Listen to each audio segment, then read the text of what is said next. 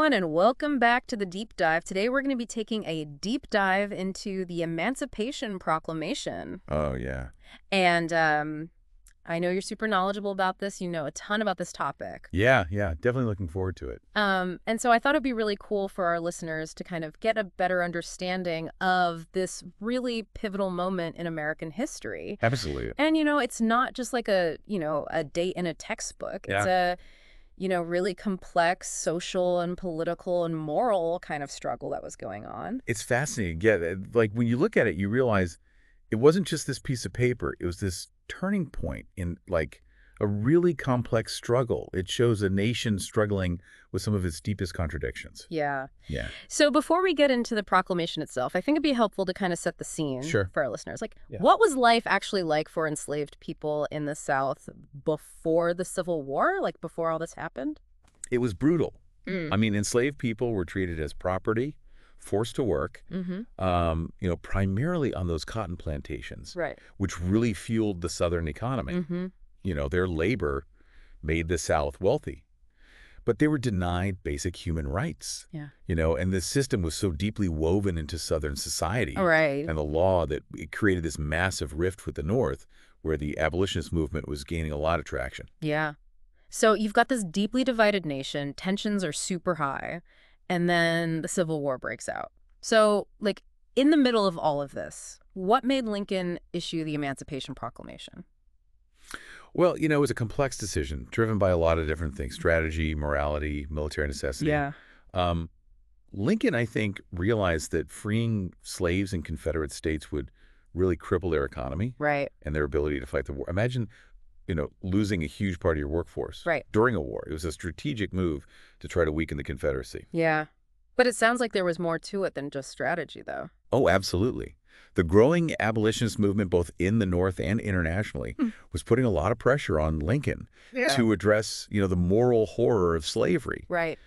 And then on top of that, allowing black men to enlist in the Union Army.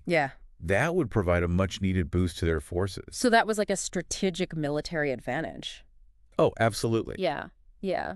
But, I mean, didn't some people criticize him for not going far enough? Yeah, there were definitely those who felt he should have gone further and demanded full abolition immediately. But Lincoln had to walk a really fine line. He had to find a way to strike at the Confederacy without alienating those border states. Oh, which remained loyal to the Union. So, there's this tension between pragmatism and idealism. And that's a key part of understanding the Emancipation Proclamation. So let's actually dive into the document itself now. What exactly did the Emancipation Proclamation say? And, I'm bracing myself for some potentially really dense legal language. So, well, the core message is actually pretty straightforward. The Emancipation Proclamation declared that as of January 1st, 1863, all slaves in states or regions still rebelling against the United States would be freed. Wait. So it didn't apply to all slaves? That's an incredibly important point. It was specifically targeted at those Confederate states that were in open rebellion against the Union. It didn't apply to the border states or areas that were already under Union control. So that was strategic, I guess, too. Very much so. It was partly a strategic decision, to maintain the support of those border states and to avoid further division in the nation. And it's also crucial to remember that at this point, Lincoln was not advocating for the complete abolition of slavery. He was primarily focused on weakening the Confederacy.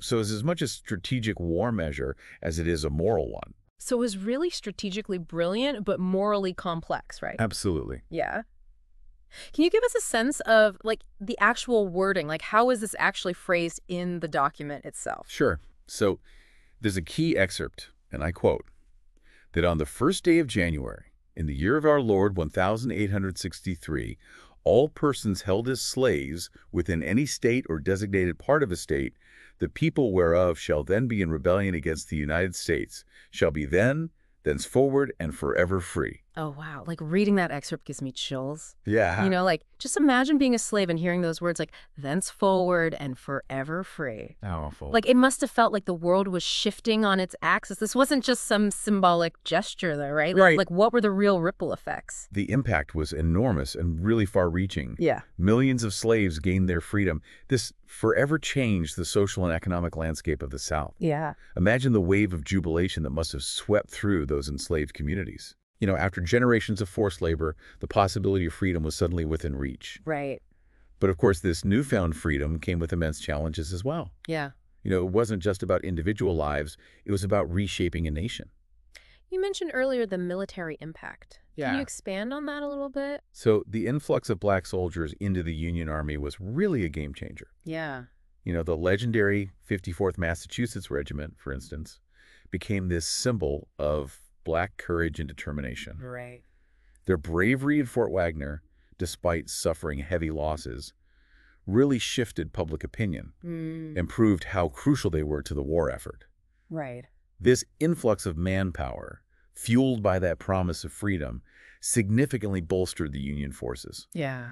And it played a major role in turning the tide of the war. Yeah, it's hard to overstate the significance of that contribution. Absolutely. Yeah. What about the legal impact? Like, did the Emancipation Proclamation have any lasting legal ramifications? Well, it laid the groundwork for the 13th Amendment to the U.S. Constitution. Okay. Which officially abolished slavery nationwide in 1865. Right.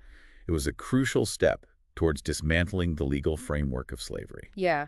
Now, no historical event is without its complexities. Right. What were some of the challenges or criticisms surrounding the Emancipation Proclamation? Well, enforcement was a huge challenge, right? Right. The proclamation couldn't magically free slaves in areas still under Confederate control. Right. Union troops had to fight their way in. Mm-hmm. And even then, there was resistance from slaveholders who just refused to let go of their way of life. Of course, yeah. And what about the criticism that, it didn't go far enough? Yeah. Like some people argued that it should have applied to all slaves, not just those in Confederate states. That's a valid point. Yeah. It was a monumental step, but it didn't address the issue of racial inequality in border states or areas already under Union control. It didn't magically erase centuries of discrimination and prejudice. Of course.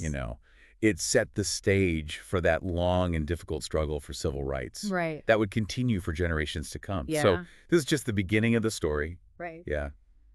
After we take a moment to reflect on what we've talked about, we'll explore how it really dramatically reshaped the course of the Civil War and its global implications. Yeah, definitely. I think that would be really fascinating. Yeah.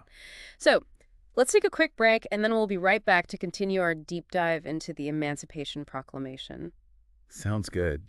It's important to remember that the Emancipation Proclamation didn't just aim to free individuals. Right. It was really about dismantling a whole system. Yeah. Built on exploitation and injustice. Right. It struck at the heart of the Confederacy's economic and social order. Yeah, so, thinking about this from the South's perspective, how did they react to the Emancipation Proclamation? They were outraged.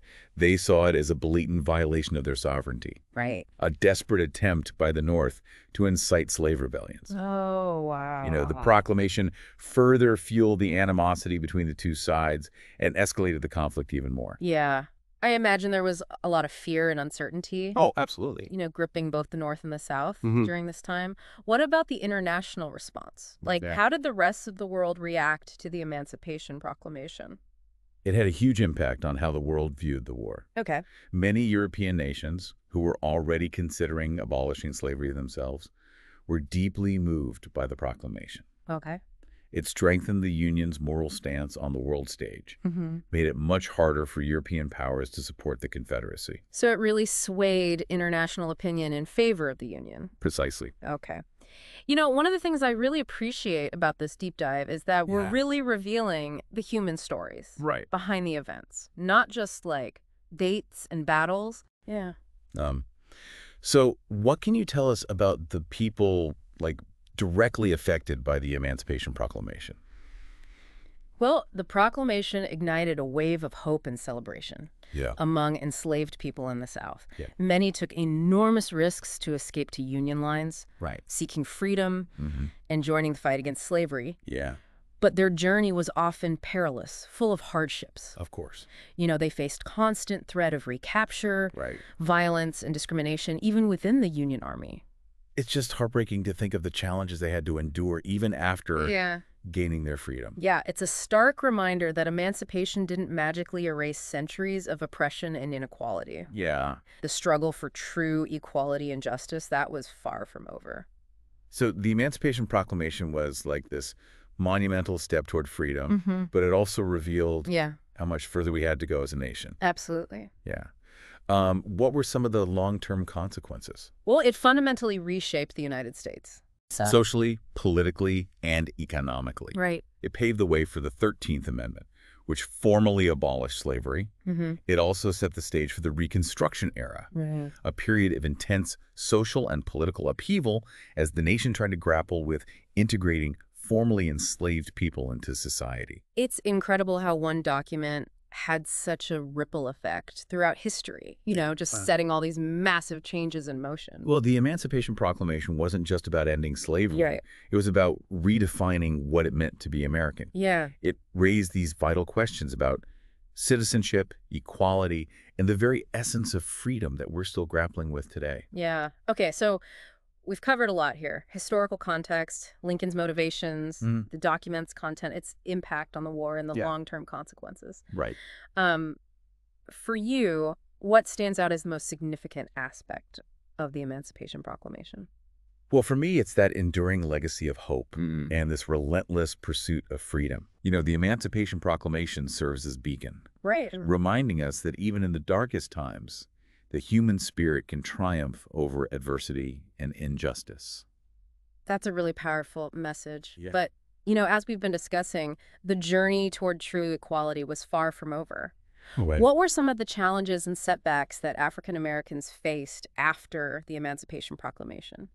Well, despite the official abolishment of slavery, African Americans continued to face immense hurdles.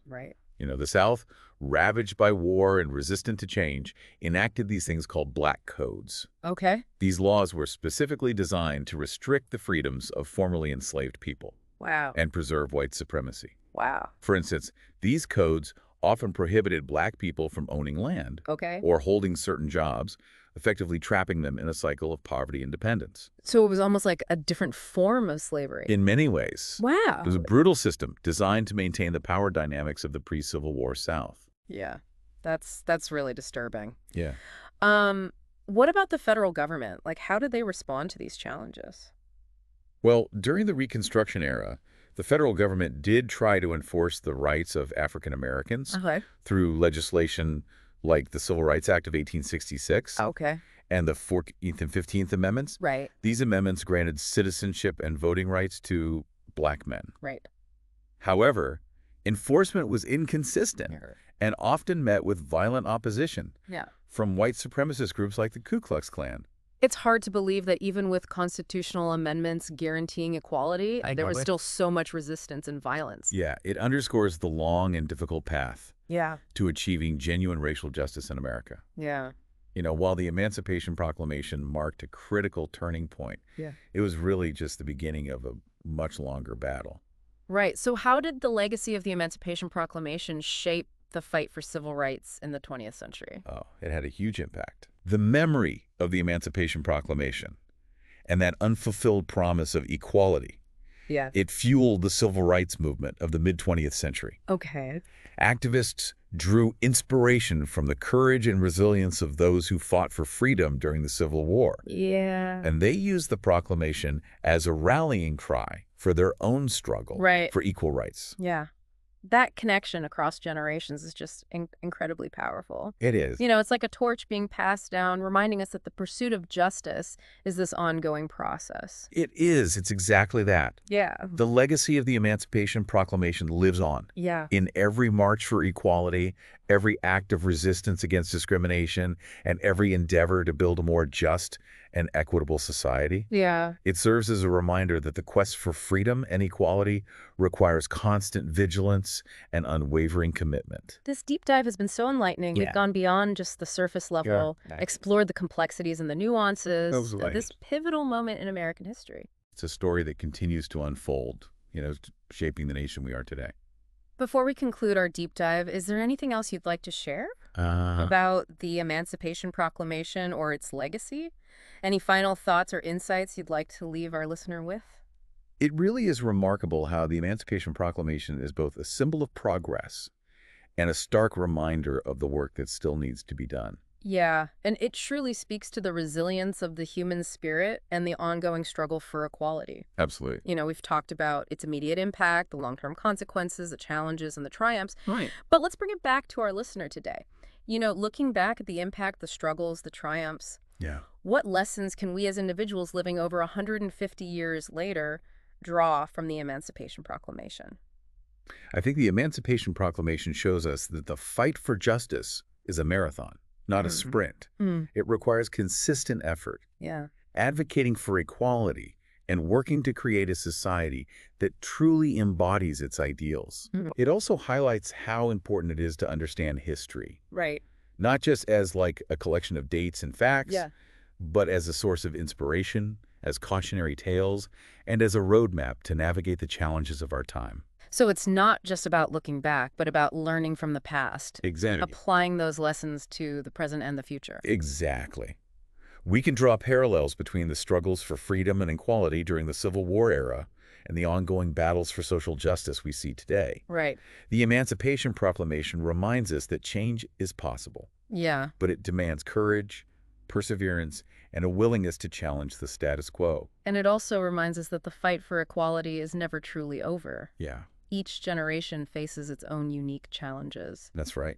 and must find ways to carry the torch forward. It's true. Yeah. It's interesting. The Emancipation Proclamation didn't actually free that many slaves immediately Oh, really? because it only applied to areas outside of Union control. Oh, I see. However, its symbolic power was undeniable. Yeah. It shifted the moral landscape of the war. It Right. gave hope to those who were longing for freedom. Right. And it set in motion the legal and social changes that would eventually lead to the complete abolition of slavery. Yeah. You can see echoes of the Emancipation Proclamation in the speeches of Martin Luther King Jr., Mhm. in the sit-ins of the 1960s, and even in the Black Lives Matter movement today. Yeah, It's a reminder that the fight for equality is ongoing. it is. The Emancipation Proclamation should inspire us to actively participate in shaping a more just and equitable future. It's a call to action to stand up for what's right, Yeah. to amplify the voices of those who are marginalized, Right. and to work tirelessly to dismantle systems of oppression wherever they exist. This deep dive has been incredibly insightful. It has been, yeah. We've covered so much ground, and I feel like we've only just scratched the surface of this really complex and fascinating topic. There's always more to learn, right? Yeah. History's alive, Yeah. It keeps shaping us, Yeah. our present and our future. Yeah. Before we wrap up, I want to leave our listener with something to think about. Okay. A question that might spark further reflection. Yeah. How do you think the Emancipation Proclamation has influenced the ongoing dialogue about racial justice and equality in America today? That's a great question. Yeah. I encourage everyone to consider how this pivotal moment in history still affects us today. Mm-hmm. What lessons can we learn from the past? Yeah. How can we honor the sacrifices of those who fought for freedom while continuing to push for progress in our own time? Such great questions. So much to ponder. Absolutely. Well, thank you for joining us on this deep dive into the Emancipation Proclamation. It's been a pleasure. It's been an honor to explore this pivotal moment in history with you. Thanks for having me. And to our listeners, thank you for being a part of this journey of discovery. Yes, thank you. Until next time, keep exploring, keep questioning, and keep diving deep.